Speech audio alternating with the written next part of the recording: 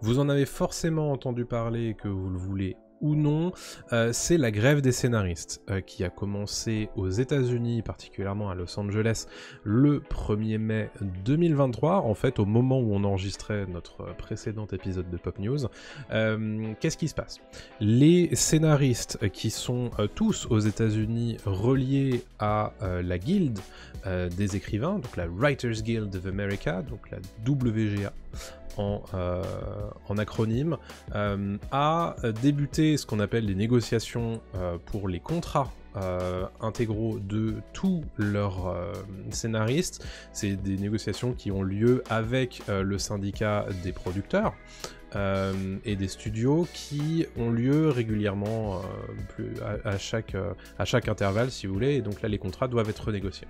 Et il se trouve que la Writers Guild of America a pas mal de revendications, notamment sur des hausses des salaires, puisque les scénaristes ont souvent parfois du mal à se nourrir, etc. On parle pas évidemment des scénaristes stars, mais des scénaristes, on va dire, standards. C'est un métier précaire, précisons-le. Exactement. Donc le métier précaire de scénariste est pourtant extrêmement important pour toute la machinerie de Hollywood, puisque on a besoin d'énormément de scénaristes, et la plupart du temps, leurs salaires sont relativement bas, sauf quand on devient une star. Mais bref, ce qui se passe du coup, c'est qu'ils renégocient tout ça, et notamment, ils veulent faire en sorte qu'ils aient des meilleures assurances, de meilleures couvertures, et également, et ça c'est une nouveauté depuis la dernière négociation, c'est d'être protégé contre la velléité de certains studios et de certains producteurs de faire travailler des intelligences artificielles à la place de scénaristes, parce qu'évidemment, faire travailler une machine, c'est quand même plus simple que de faire travailler des humains, et c'est quand même moins cher. Évidemment, on est dans un milieu capitaliste, donc forcément, il se passe ça. Donc voilà un petit peu quelles sont les revendications des scénaristes, et c'est pas souvent qu'il y a des grèves de scénaristes aux États-Unis, et par contre, les grèves de scénaristes ont des impacts extrêmement importants sur tout le microcosme hollywoodien et la production en réalité de tout ça. On peut penser à la plus grande grève de l'histoire des scénaristes à Hollywood, c'est celle de 2007-2008, qui avait duré je sais plus combien de journées. À peu près 100 jours. Ouais. Ce qui est gigantesque, ouais. Et il est possible, certains analystes pensent que celle-là va durer plus longtemps que ça. Ce qui se passe en fait, c'est que les scénaristes, ils arrêtent de travailler évidemment sur leur script, sur leur écriture, et la guilde, c'est pas comme les syndicats en France, la guilde des écrivains américains, elle... T'as quasiment besoin en fait d'être encarté à la guilde pour pouvoir travailler en tant que scénariste aux États-Unis. Donc ça veut dire que la quasi-intégralité des scénaristes américains sont en grève à l'heure actuelle pour suivre les guidelines de la WGA, et du coup, de façon plausible, il peut y avoir un shutdown complet des productions pendant X temps. Donc là, ça fait déjà 15 jours. Évidemment, il y a des productions qui vont passer entre les mailles du filet, mais la plupart... Il faut savoir qu'il y a des piquets de grève qui sont mis en place devant les studios à Los Angeles, et du coup, on ne laisse pas passer les gens pour aller travailler sur les studios, et on ne travaille pas sur les scripts pour avancer sur les productions qui vont arriver dans les prochaines années. D'ailleurs, un exemple, c'est le scénario de Blade, qui n'a pas pu être terminé avant l'entrée en tournage, donc vraisemblablement, la date du 6 septembre 2024 ne pourra pas être respectée. Elle sera pas tenue. C'est évident. Donc voilà un petit peu où on en est de cette grève des scénaristes qui vient de commencer en réalité, et qui pourrait être très longue et mettre en difficulté énormément de production. Il y a des effets très réels en fait de cette grève, notamment les talk-shows. Exactement, c'est ce que j'allais dire. On voit déjà en fait les effets immédiats à cause plutôt des talk-shows qui ne sont plus diffusés aux États-Unis, donc notamment Jimmy Fallon. On a comment il s'appelle l'autre Jimmy Kimmel. Jimmy Kimmel, merci. Enfin tous ces talk-shows là qu'on a l'habitude de nous voir sur YouTube en replay ou en extrait, ne sont plus diffusés parce qu'en fait il y a un pool de scénaristes pour chaque émission. Chaque émission en fait a besoin de scénaristes, d'une vingtaine, d'une trentaine de scénaristes, qui écrit des blagues, qui écrit les intros de Kimmel, qui écrit les transitions de Fallon, etc. Et en fait ces mecs là, sans ça, ne peuvent pas travailler en fait. Ils ont vraiment besoin à chaque fois, tous les jours, de scénaristes. Et donc là ils sont bloqués. À l'époque ça avait déjà été le cas aussi avec Conan O'Brien notamment, Conan O'Brien qui avait été forcé par la chaîne, alors je sais plus quelle chaîne à l'époque, je vais dire une connerie genre CBS, je sais plus sur quelle chaîne il bossait, mais il a été forcé à revenir à l'antenne et il meublait l'antenne, il meublait en disant bah c'est comme ça et j'ai pas le choix. Mais il avait pas de scénariste pour lui écrire des blagues et des trucs, donc mais c'est vraiment une télé vide en fait, c'est assez étonnant de voir à quel point, et c'est là elle est bien cette grève parce qu'elle permet de se rendre compte de l'utilité. Bien sûr. C'est vital un scénariste en fait à la télévision comme au cinéma, et on voit que c'est le premier maillon de la chaîne. Bien sûr. Tu le fais sauter, c'est fini, il n'y a plus personne. C'est ça. Donc ouais, là on voit les effets très vite, mais par contre on verra, comme tu dis, d'autres effets à moyen long terme, comme des séries qui ont prévu une saison 2, 3, 4, on s'en fout, des films qui ont prévu une suite ou pas, ces trucs là vont être repoussés, comme à l'époque en 2007 ça avait été très compliqué pour certaines séries de poursuivre leur écriture. Il y avait des séries qui avaient raboté ou raccourci vraiment drastiquement certaines saisons. On pense à, il y avait Lost, je crois que c'était un peu plus compliqué. On avait Desperate Housewives aussi. Enfin, il y avait plein de séries comme ça qui avaient eu du mal à se relancer, quoi. Ouais, carrément. Et il faut bien voir que là, à l'heure actuelle, il y a des effets très directs sur la télé, on va dire, de flux. Mais tout ce qui est l'écriture pour les productions qui mettent 2, 3, 4 ans à sortir de terre, bah ces impacts-là, on va les voir bien plus tard. Mais typiquement, ça va impacter notamment la Prestige TV, dont on parle régulièrement ici, tout ce qui est HBO, notamment, tout ce qui est grosse série premium dont on parle régulièrement. On peut parler, bah voilà, on a fait tout un listing, c'est juste avant de préparer l'émission, The Last of Us saison 2 qui est attendu du coup pour un tournage début 2024 normalement, et donc vraisemblablement une diffusion probablement 2025. Et ça, c'est sans compter la grève des scénaristes, puisque qu'est-ce qui se passe? Là, ils allaient à peine commencer le casting pour de nouveaux acteurs, et en réalité, bah, désormais, la phase de casting, elle est en pause. Donc, si on prend du retard sur le casting, et qu'on prend du retard vraisemblablement sur l'écriture des scénarios, puisque Craig Mazin, le showrunner et scénariste principal de The Last of Us, fait lui aussi grève, comme à peu près tout le monde en réalité. Oui, et puis Craig Mazin est en plus un peu le porte-étendard des scénaristes actuellement. Il défend la position de scénariste depuis très longtemps. Bien sûr. Donc c'est pas un mec qui ne fera pas la grève. C'est sûr qu'il la fera jusqu'au bout, la grève. Ouais. C'est évident.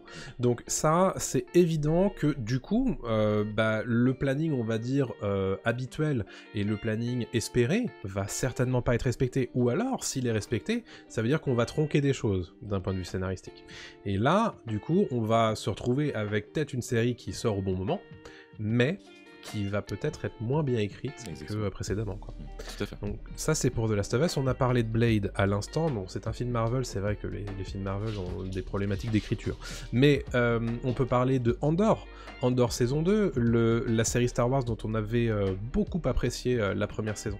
Il y a quelques mois, et le showrunner et écrivain Tony Gilroy a annoncé qu'il avait arrêté toute production de script, mais aussi tout travail de production en tant que showrunner sur la saison 2. Donc là pareil, la série Disney+, va très certainement être impactée par ça. Et c'est intéressant parce que précisons qu'on lui a forcé la main quand même. Oui. Ouais. Oui, c'est vrai. On lui a forcé la main parce que c'est vraiment faut poser le stylo, quoi. Si on doit imager, on a plus le droit d'écrire, parce qu'on pourrait se dire tiens, les scénaristes dans leur coin ils peuvent quand même continuer à écrire, à prendre de l'avance sans le dire vraiment. Non, c'est carré, on n'écrit plus, on a fini d'écrire et on fait vraiment la grève, quoi. Il n'y a pas de dérogation, quoi. C'est ça. Et il y a un vrai truc aussi, puisque la position de showrunner scénariste est évidemment extrêmement étrange, puisque quand t'es scénariste, évidemment, tu t'occupes des scripts, t'es aussi présent sur le tournage, hein. On va l'évoquer, mais il y a certaines séries qui continuent leur tournage sans scénariste, et sans showrunner aussi. Donc, quand t'es showrunner, t'es pas forcément uniquement scénariste, mais quand t'es showrunner, t'es aussi scénariste, mais t'es aussi producteur. Donc, ce qui pose question, dans le cas par exemple de Tony Gilroy, c'est, il dit, oui, ok, je n'écris plus rien. il n'y a pas de problème. Toutes mes prérogatives de scénariste, je ne les respecte pas. En revanche, je continue à être producteur. Mais ça, du coup, c'est compliqué à tenir comme position. Bien sûr. Et donc, on l'a un petit peu forcé, puisqu'il y a des gens notamment qui l'ont pointé du doigt, notamment sur Twitter, pour lui dire, bah écoute, ouais, mais c'est pas possible en fait. C'est soit tout, soit rien. C'est ça. Et donc ça c'est le cas de Tony Gilroy. On peut avec aussi... nous ou contre nous. C'est un peu ça. Et on peut aussi évoquer le cas du spin-off de Game of Thrones qui s'appelle The Hedge Knight, qu'on a évoqué il y a 2 semaines pour vous le présenter. Là, il y avait une salle d'écrivains qui avait été créée, une writer's room autour de George R. R. Martin, qui désormais a été fermé, tout simplement, à cause de la grève. George R. R. Martin, qui est scénariste principal de cette série, annonce qu'il soutient évidemment tout ça. Et voilà, donc pareil, ça, si ça devait sortir en 2025 ou en 2026, probablement que ça sortira plus tard. Côté HBO. On peut parler toujours du côté de Game of Thrones, pour le coup, du cas de House of the Dragon, dont la saison 2 est attendue, on sait pas trop quand, mais probablement 2024. La saison 2 était en tournage au moment du début de la grève, et va continuer son tournage sans scénariste sur le plateau. On nous dit pour nous rassurer que les scripts étaient tous terminés, mais le travail de scénariste ne s'arrête pas à la production du script. Non. Donc ça c'est évidemment important. Parce que tu fais des retouches en fait en tant que scénariste, tu peux modifier des épisodes, tu peux modifier des dialogues, tu peux modifier plein de choses. Donc comme tu l'as dit, rien ne s'arrête, c'est pas parce que tu as terminé et que tu as mis un point final à ton épisode que c'est vraiment fini quoi. Exactement, donc voilà, ça c'est problématique. Mais tu peux toujours t'en sortir par contre. Je les crois complètement quand ils disent que les scénarios étaient écrits de A à Z, mais c'est vrai qu'ils vont devoir faire avec quoi, ça va être compliqué. Disons que c'est compliqué de composer là-dessus, et d'un point de vue, si tu fais un petit peu l'avocat du diable et que tu te mets à la place des studios, c'est difficile de mettre en pause un tournage qui a commencé, parce que ça coûte extrêmement cher. Donc évidemment, ils ont pas spécialement le choix, sachant qu'ils venaient de commencer en fait, et ils ont entre guillemets de la chance dans cette affaire, c'est que eux ils tournent au Royaume-Uni, donc c'est plus compliqué pour les scénaristes de la WGA de faire fermer le plateau de tournage. Oui, évidemment. Donc voilà, autre série qui est concernée, évidemment, c'est la saison 2 des Anneaux de Pouvoir. La saison 2 des Anneaux de Pouvoir qui, elle, va continuer à se tourner. Alors il leur restait à peu près 15 jours de tournage, sans scénariste et sans showrunner. Ça commence à faire beaucoup en fait. Sachant que, on le rappelle quand même, mais la saison 1 des Anneaux de Pouvoir avait été pas mal critiquée, notamment d'un point de vue scénaristique. Ouais.